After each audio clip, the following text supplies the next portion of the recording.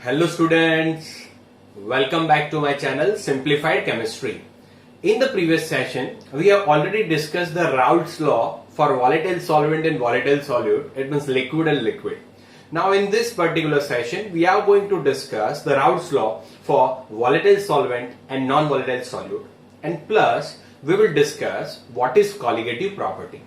Okay my dear student, so let us start. But before starting the session, you should know the basic terminology about vapor pressure, volatile solvent and non-volatile. It means what is the concept of volatile and non-volatile. If you do not know, please go through my previous video, you will get it. Clear? So now in this particular video, we are going to discuss the Rault's law.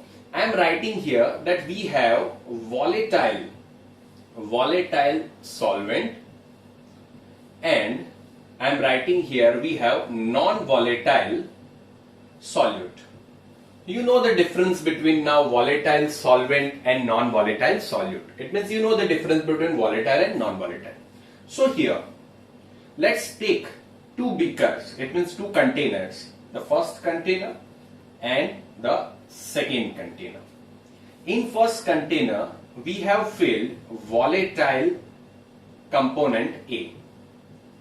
We have filled here component A, which is completely volatile, and in container B we have filled the component B, which is non-volatile. Which is what? Non-volatile. So now volatile means before boiling point it will convert into vapor. So I can simply say that they can easily convert into vapor. Clear? While here this will not convert into vapor because they are non-volatile. Is it clear? So here whatever the vapor pressure will be there, here whatever the vapor pressure will be there, it is known as the PA naught. So PA naught is what? I can write here that vapor pressure of pure component A. PA naught is what? Vapor pressure of pure component A. Now here they will not convert into the vapor only. So there will be no vapor pressure on B. Now when we'll mix this component together, so here A is our solvent and B is our solute. A is our solvent and B is our solute. Clear? And you know that when solvent and solute will mix with each other, they will form solution. So this is basically solution. So here in the solution, you can say that on the surface, certain A particles will be also there as well as B particles will be there. So from that you can simply say that A particle can convert into vapor, but B particle cannot convert into vapor. So whatever the vapor pressure of the solution will be there, my dear student, it will be due to only and only A. So I can write PA is equal to what? Vapor pressure of solution. PA is considered as what? Vapor pressure of solution. Why? Because B is non-volatile. It will not convert into the vapor. So only A particles will convert into the vapor. So whatever the vapor pressure on this solution will be there, that will be due to only and only PA. Okay, it means A. So that is considered as what? Vapor pressure of solution. Okay, so can I use one important thing here? That my dear student, PA naught is greater than PA. Yes, of course, if you will compare this two, here only volatile solvent were there. So here vapor pressure will be more compared to this. Why? Because with A, certain B particles are also there. So that's why I can write PA naught is greater than PA. Clear? Now you all are familiar about our previous video, and that is Rault's law. Again I am repeating, what is, my dear student, Rault's law? So Rault said that in a solution, the partial vapor pressure of each component is directly proportional to the mole fraction of each component. Clear? It means here vapor pressure is of PA. So can I write here that PA is directly proportional to XA? We have already studied this into the previous session. Now to remove this sign, we have to put constant. So PA is equal to K into XA. Now you know that K is equal to PA naught. How can we prove this? We have already studied this in a previous session. So you can simply say that PA is equal to PA naught into XA. I am not writing anything. I am not writing anything about PB. Why? Because here vapor pressure is only because of A. So I have to write PA only. There is no PB. Clear? Okay. So I can say that PA is equal to PA naught into XA. Now my dear student, can I write like this, that PA is equal to PA naught into 1 minus XB? Can I write 1 minus XB? Why? Because XA plus XB is equal to 1. XA plus XB is equal to 1. So I can say that XA is equal to 1 minus XB. I can write it. Is it clear? Now if I will multiply this here, so I will get what? PA is equal to PA naught minus PA naught into XB. What I did? I just do the multiplication. I just did the multiplication, PA naught minus PA naught into XB. Is it clear? Okay. So now what I am doing, please understand it properly. I am sending this step, PA naught into XB on this side and PA on this side. So minus will become plus. So PA naught into XB is equal to, can I write PA naught minus PA? Understood? I just sent this towards this side and this towards this side. So the signs will change. This positive will become negative and this negative will become positive. Clear? Okay. So PA naught minus PA. Have you recalled something? That PA naught minus PA is known as what? Can I use PA naught minus PA as lowering in vapor pressure? Can I write here that lowering in vapor pressure? That is what? PA naught minus PA, lowering in vapor pressure. It means when only solvent were there, at that time the vapor pressure was PA naught.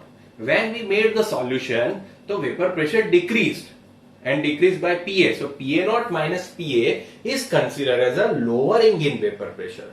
Okay, lowering in vapor pressure. So can I write this, that PA naught into XB is equal to delta P, where delta P is equal to what? PA naught minus PA. That is considered as a lowering in vapor pressure. Clear? That is considered as what? Lowering in vapor pressure. Now, if I'll make the subject XB, so XB is equal to what? Delta P upon PA naught, my dear student. I am sending this PA naught here. So XB is equal to delta P upon PA naught. So delta P is what? I am writing here. Clear? Okay, so here delta P is what? So can I write here that XB is equal to PA naught minus PA upon PA naught.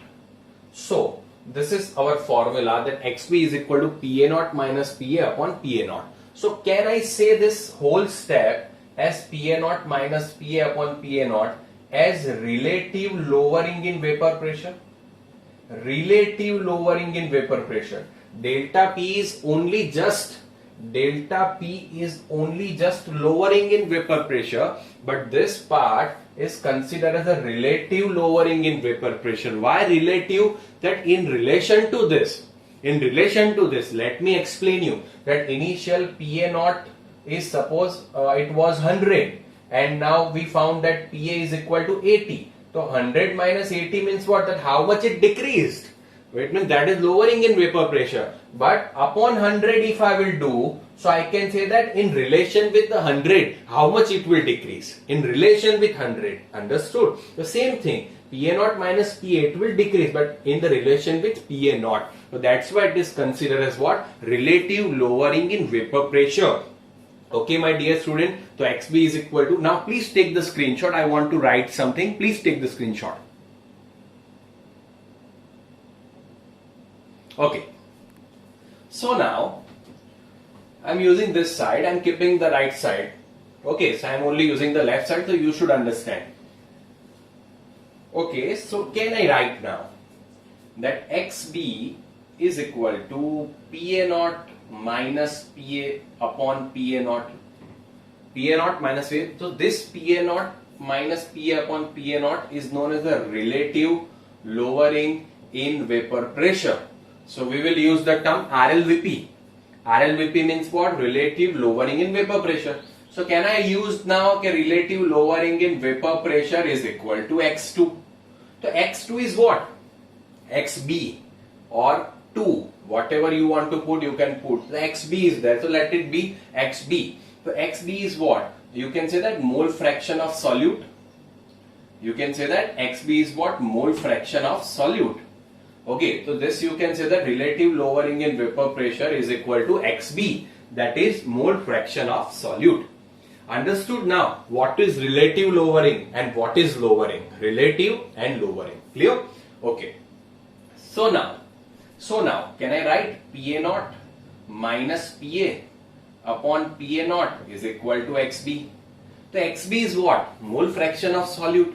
So mole fraction of solute means what? Moles of component upon total mole.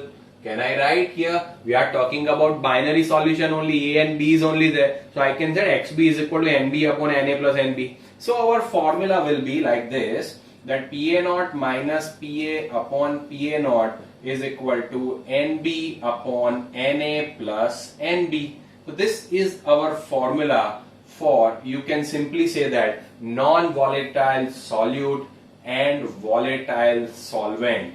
This is the most important formula and we will use this formula in numericals. Clear? Okay. Please keep this in mind. Okay. Understood? Now take the screenshot. Hope you have understood this concept of relative lowering in vapor pressure. Please take the screenshot. Okay, my dear student. So now you have taken the screenshot. I am removing this and we have to solve the numerical in this session only. We have to solve numerical in this session only. But before that, we have to understand another concept that is considered as a colligative property. That is considered as colligative property. Understood it properly. Colligative properties. So what will be the definition? So definition I am writing like this. The properties which depends on number of particles of solute. It means I am only writing number of particles. The properties which depends on number of particles but do not depend on nature of particles.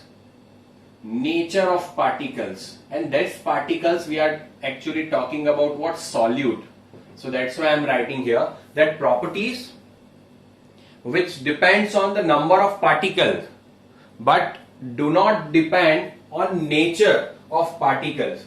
It is considered as what? It is considered as what? Colligative property. Understood? Clear? It is considered the colligative property. It means property which will only and only depend on number of particles but do not depend on the nature of particle. This number of particle, the term in definition, may be moles. Understood? Clear? May be atoms, may be ions. Anything it may be. This number of particles in moles, atoms, ions, anything. Clear? In short, you have to remember that this is known as a colligative property. So let me give you the proper example. So first thing, it means we are taking one beaker.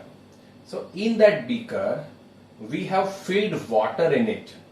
We have filled what? Water in it. Understood? We have taken beaker, in that we have filled what? Water in it. So here you can simply say that water will have boiling point. The boiling point of water will be 100 degrees Celsius. You can simply say that if you will boil this, it means if you will increase the temperature of this beaker by 100 degrees Celsius, water will start boiling. Water will convert into vapor. Okay, you all are familiar with this. Now, but if I am doing the small change in this, it means I am adding some amount of NaCl into it. I am adding some amount of NaCl into it. So what will happen? Whenever we are adding some amount of NaCl into it, it means we are adding the different thing. It means this is our solute, this is our solvent. Now my question to you is that, clear? That now after dissolving NaCl into water, what will be the boiling point of that particular solution? After dissolving this into the water, what will be the boiling point of that particular solution? Clear? I am giving you the option. You write in the chat box that what will be the answer. It will be 100 degrees Celsius. It will be less than 100 degrees Celsius. It will be greater than 100 degrees Celsius, or none of the above. We cannot predict. Now, I am giving you the time for 30 seconds. Please write it down into the chat box. What will be the answer?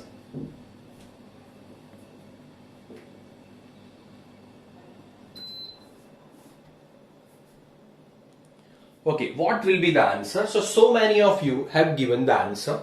Few are wrong, but so many of you are correct. Very good, my dear student. So here the answer you can predict is that it will be greater than 100 degrees Celsius. So the boiling point of the solution will be more than 100 degrees Celsius. Why so? What is the reason for that? It means you are giving the temperature to water. It means water is what? H2O. Okay. It means you are giving some energy to convert this into the vapor. Now when you will add NaCl, the new bond, ionic bond is there, Na plus and Cl minus. The new bond will be added to this. You can simply say that, now suppose you have to evaporate this also, it means you require more energy. We are giving energy in terms of what? Temperature. So as for this we require 100 degrees Celsius, we are adding NaCl into it, it will increase. Definitely it will increase. The answer will be greater than 100 degrees Celsius. Now can anyone say that how much it will increase? So it will totally depend on the amount of NaCl we have dissolved in it. It means suppose I have added 1 spoon of NaCl and in second beaker I have added 2 spoons of NaCl. Which one will have higher boiling point? You can say that 2 spoon because number of solute particles are more. Is it clear? Understood? It means you can simply say that increase in boiling point. I should write here that increase in boiling point is a colligative property. Why colligative property, my dear student? Because they depends on number of particles. 1 spoon, 2 spoon, they depend on number of particles. It means that particular depends on how much amount of NaCl must be dissolved. Is it clear? So whatever the increase in boiling point is there, it is considered as a colligative property. So now students are being confused in this. They are writing that boiling point is a colligative property. No, my dear student, boiling point is not a colligative property. Why boiling point is not a colligative property? It means suppose you are taking 1 glass of water or you are taking 2 beakers of water. If you will boil them, they will boil at 100 degrees Celsius. That boiling point remains same 100 degrees Celsius. But here in this increase in boiling point, what I said, increase in boiling point is particularly which property? Colligative property, my dear student. Understood? Increase in boiling point is how much this boiling point will increase. Now suppose by dissolving 1 table salt or 1 spoon of table salt, the boiling point becomes 102 degrees Celsius. So how much it increased? By 2 degrees Celsius. That increase in boiling point totally depends on the amount of NaCl. So that's why it is considered as a colligative property. Is it clear? We can take the, please take the screenshot of this.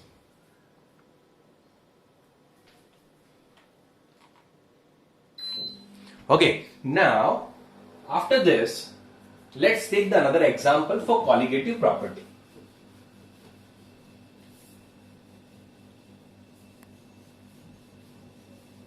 Let's take another example.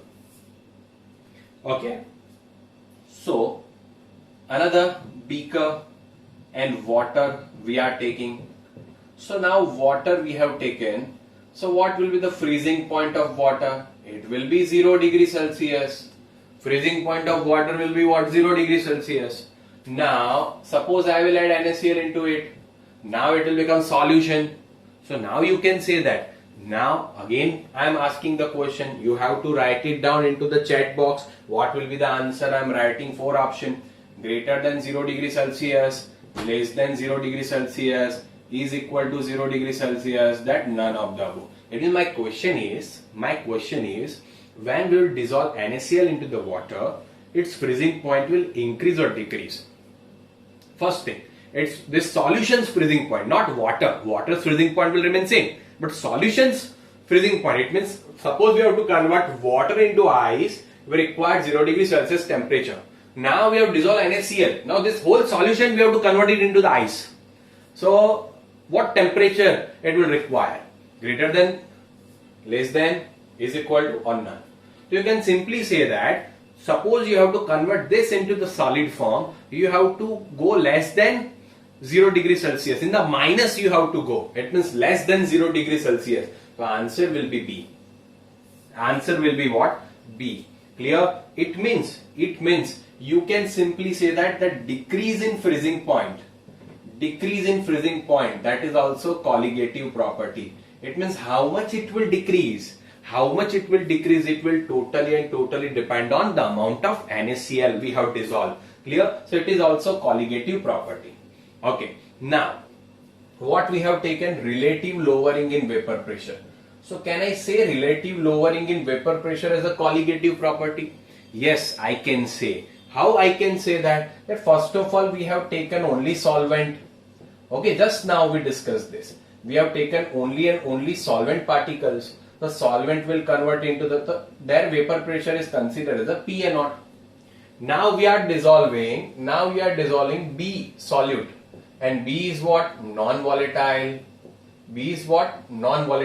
When we dissolve non-volatile solute into this, so at that time what will happen? On the solution, it means on the surface of the solution, 2 types of particle will come, AB.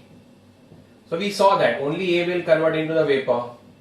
So their vapor pressure, it means the vapor pressure of the solution is known as PA. So we already discussed that PA0 is greater than PA.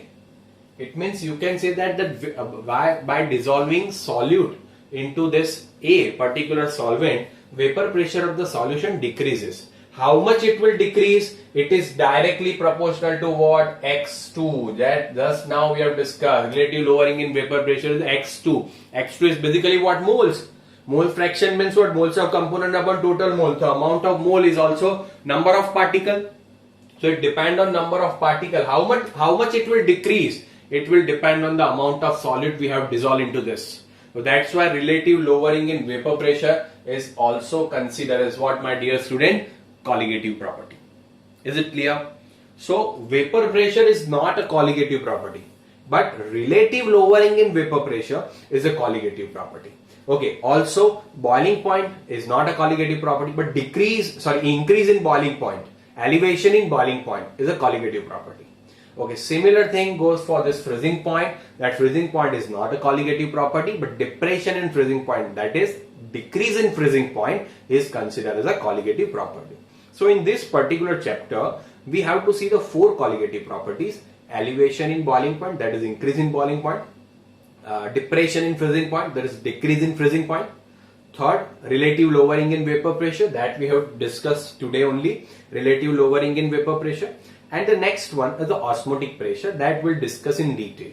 So these 4 types of colligative property we have to understand. Again I am repeating, what is colligative property? Colligative property is the property which depends on the number of particles, but they do not depend on the nature.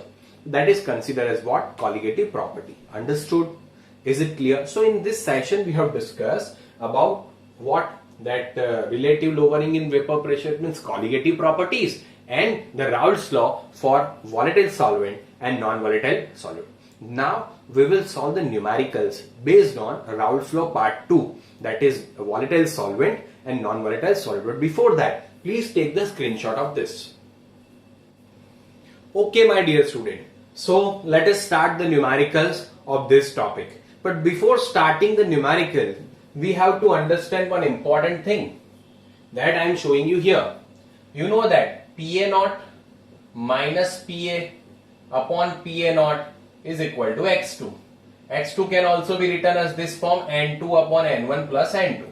So PA naught is what? PA naught is vapor pressure of pure solvent. Terminology is most important for the numerical. So PA naught is what? Vapor pressure of pure solvent. I am writing here. Vapor pressure of pure solvent. PA is what? Vapor pressure of solution. PA naught again N2 moles of solute upon solvent plus solute. Clear? Okay. So now my dear student, if we are talking about dilute solution, if we are talking about what? Dilute solution. So dilute solution means what? In that amount of water is more. Amount of water is more. It means you can say that solvent is more. So you can say that the moles of solvent will be more compared to moles of solute. Clear?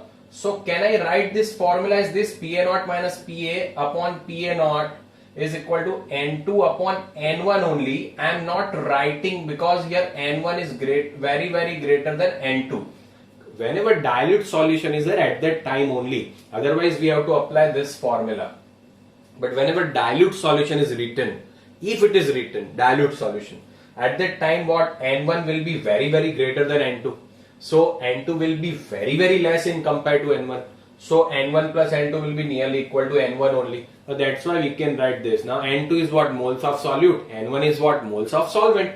So mole is equal to, you know that mole is equal to what? Weight upon molecular mass. So you can write that W2 upon M2 upon W1 upon M1, where W2 is what? Weight of solute, W1 weight of solvent, M2 molecular mass of solute, and M1 is molecular mass of solvent. If I will write the formula properly, what I will get? PA naught minus PA upon PA naught is equal to W2 into M1 upon M2 into W1. So this is our formula for diluted solution. Which solution? Diluted solution. Clear? So you can also use this formula whenever dilute solution is given to you. If there is no dilute solution, at that time this formula, if you will apply, then only you will get the correct answer. Okay, so now let us discuss this numerical. Hope this is clear to you. Okay, if it is clear, write it down into the chat box. Is it clear? Okay. So the vapor pressure of pure benzene at a certain temperature is 0.850 bar. Pure benzene, I am considering PA naught, is 0.850 bar. It means solvent. Okay, a non-volatile, non-electrolyte solid weighing 0.5 gram. It means W2, 0.5 gram solute. So that's why W2. When added to 39 gram benzene, W1 is what? 39 gram.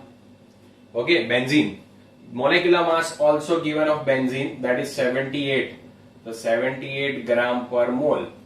Okay. And vapor pressure of the solution, it means PA is given 0.845 bar. So what is the molar mass of the solid substance? It means M2 you have to find out. Clear? You can simply say that 0.5 gram and 39 gram. So you can see the amount. The moles of benzene is quite very more compared to moles of this. So here in this denominator we can remove this. Clear? So we'll apply this formula only. So PA naught minus PA upon PA naught is equal to W2 into M1 upon M2 into W1. All the values are with us, my dear student. PA naught is there, PA is there, W2, W1. If you will put, you will get the M2 for this. This is very simple, my dear student. So this type of numericals will come. So we have to understand whether it is diluted or not. How can you understand? You have to see the things. Clear? If this is also in a prop. Now 39 gram and 0.5 gram. The 0.5 gram is very less compared to 39 gram. But if here it was 15 gram or 20 gram, at that time we cannot ignore this. We have to apply this formula. Is it clear? Okay. Understood? This type of question may ask. Now my dear student, before going to the colligative property, we have to complete another important thing, that is ideal solution and non-ideal solution, and the difference between ideal, non-ideal, as well as in the non-ideal difference between positive deviation, negative deviation plus azeotropic mixture. That we have to understand, and we have to understand it properly and thoroughly. That is the most important thing. Clear? So that will start from the next lecture, and as it will complete, then we'll go for the colligative property. Is it clear to everyone? Okay. So hope you have enjoyed my video, and particular this lecture. So keep on showing your love by liking and sharing this to everyone. Okay. And keep commenting if you have understood everything. Okay. Thank you so much, my dear student. Now let's call it a day for this. Okay. Thank you so much.